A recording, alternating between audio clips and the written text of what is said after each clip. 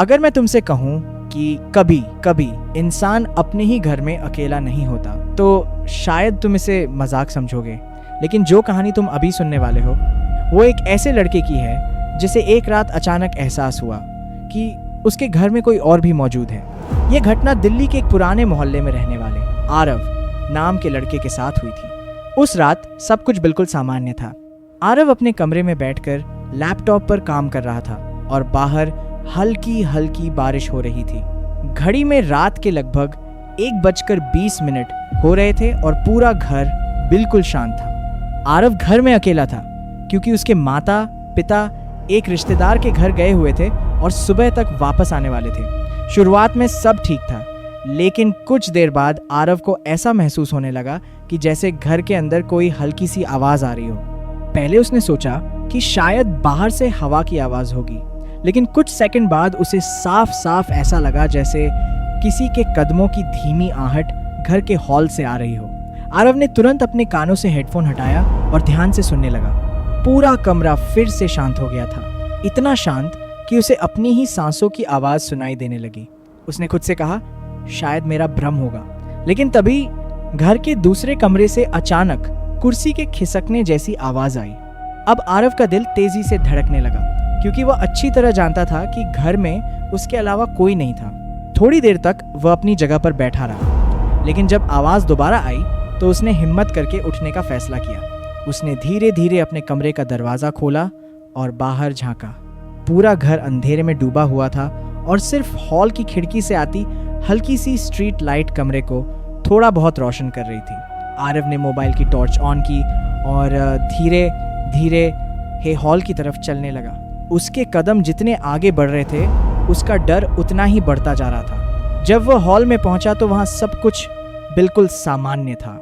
कुर्सियां अपनी जगह पर थीं, मेज भी सही थी और कहीं भी किसी के होने का कोई निशान नहीं था। आरव ने पूरे घर की लाइट ऑन कर दी और एक एक करके हर कमरे को चेक करने लगा। पहले उसने किचन देखा, वहां कोई नहीं था। फिर उसने स्टोर रूम खोला, वहां भी सब खाली था। इसके बाद वो बाथरूम तक गया, लेकिन वहां भी कुछ नहीं था। पूरे घर में खोजने के बाद आरव को लगा कि शायद वह सच में बेवजह डर गया था। उसने गहरी सांस ली और खुद से कहा, मैं ही पागल हो रहा हूं शायद। फिर वो वापस अपने कमरे की तरफ चलने लगा, लेकिन जैसे ही उसने अपने कमरे का दरवाजा खोला वह अचानक वहीं रुक गया क्योंकि उसके सामने जो दृश्य था उसे देखकर उसके पूरे शरीर में सिहरन दौड़ गई। उसकी कंप्यूटर वाली कुर्सी पर कोई बैठा हुआ था। कमरे की हल्की रोशनी में उस इंसान का चेहरा साफ दिखाई नहीं दे रहा था, लेकिन वह बिल्कुल स्थिर बैठा हुआ था, जैसे किसी का इंतजार कर रहा हो। आरव की सांसें तेज हो गईं और उसका दिल इतनी जोर से धड़कने लगा कि उसे लगा अभी बाहर निकल जाएगा। उसने कांपती हुई आवाज में पूछा, कौन है वहां?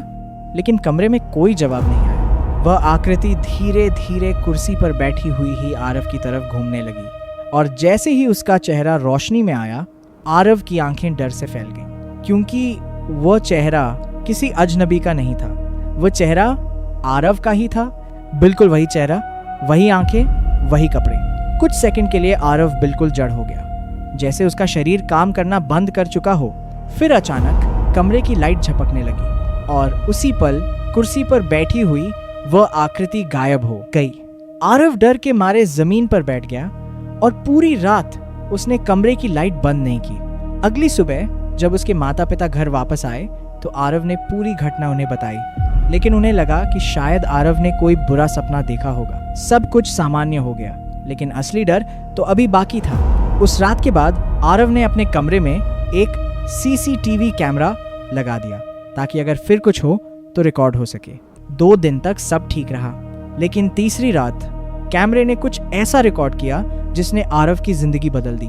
रात के लगभग 2:11 पर कैमरे में साफ दिखाई दिया कि कमरे का दरवाजा धीरे धीरे अपने आप खुलता है और फिर कमरे के अंदर वही आकृति प्रवेश करती है जो बिल्कुल आरव जैसी दिखती है। वह आकृति कुर्सी पर बैठती है और सीधे कैमरे की तरफ देखती है। लेकिन सबसे डरावनी बात यह थी कि उस वीडियो में आरव उसी समय अपने बिस्तर पर सो रहा था। मतलब कमरे में उस समय 2 आरव मौजूद थे और वीडियो के आखिरी फ्रेम में वह दूसरा आरव कैमरे की तरफ देखकर धीरे से मुस्कुराता है और फिर वीडियो अचानक बंद हो जाता है। आज तक किसी को ये समझ नहीं आया कि उस रात आरव के कमरे में जो मौजूद था वो आखिर कौन था।